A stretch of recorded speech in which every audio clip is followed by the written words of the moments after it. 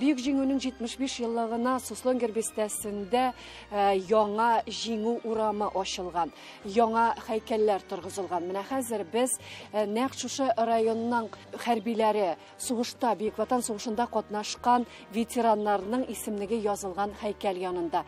Күрәсез, монда урында калдырылган, чөнки әле эзләнүләр дәвам итә. Без инде таныш сукмаклардан атлап Суслонгер бистәсенең хәрбиләр зиратына юнәлдек. Ел сайын җәй башында арчалар шушы җирләргә килә. Зираттагы истәлек такталары алдына чәчәкләр утырталар, җыештыралар, дуга җиткерәләр, искә алалар. Дөрес, әле һаман да эзләнүләр дәвам итә. Хәбәрсез югалганнар табыла тора, исемнәре бар, димәк алар яши. Установлены в ходе работ для изготовления этого памятника на сегодняшний день из 266 210 человек установлено, и из них оказалось 24 уроженца Татарстана. Здесь список и копии документов. Үзебезнең Арча районы, Питрәш, Кайбыш, Лаеш районнары, Мамадыш, Нусабада районнары бар. Списокта 24 җегетебез. Һәм инде менә монда килгәндә безнең Арчабыздан Ахмадуллин Гайнулла 45 елның 28 августында туып үскән бабай, ул монда менә җирләнгән.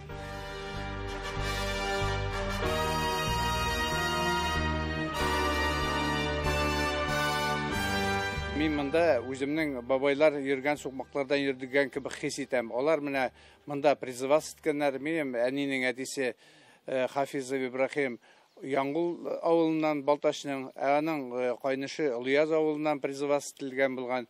Һәм алар монда хәрби әзерлек үтеп сугышка киткәннәр. Шулай гали минем әниләрнең сөйләве буенча безнең әби, аның сеңлесе, алар җәяүләп яңгырда, карда, буранда үзләренең ирләре янына килгәннәр. Шуңа күрә инде монда сугышта катнашкан кешеләрнең генә түгел, бәлки инде тылда көрәшкән безнең җиңүне якынайткан әбиләрне, әниләрне, әтиләрне дә искә алып китәсе килә. Аларның батырлыгы, аларның хезмәте мәңгелек. Без аларны бер вакытчанда онытмаячакбыз.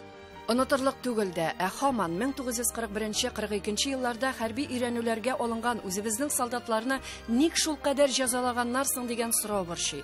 Баксаң, ул вакытта лагерь командасын хәрбиләрдән түгел, җирле НКВД кадрларыннан сөгәннәр икән. Булар инде репрессия корбаннарын мәсхәрәләп шактый тәҗрибә топлаган, кешелек сыйфатларын тәмам югалтканнар. Бу җирләргә аяк басуга яңалык эзлибез. Табыла, могҗиза кебек.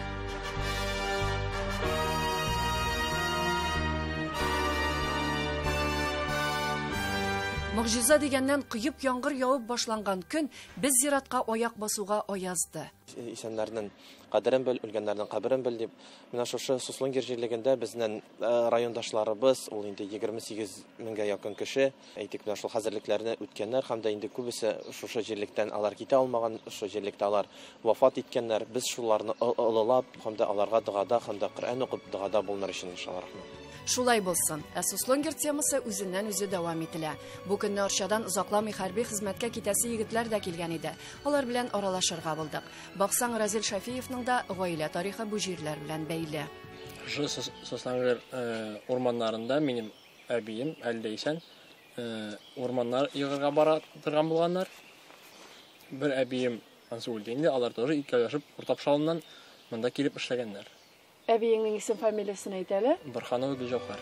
Димәк, озакламый юлыбыз Уртап-Шалым авылына да булачак. Хатирәләрне барларга кирәк, егетләр хәрби хезмәткә әзер. Егет кешегә армиядә хезмәт итеп кайту ул гыйлык инде.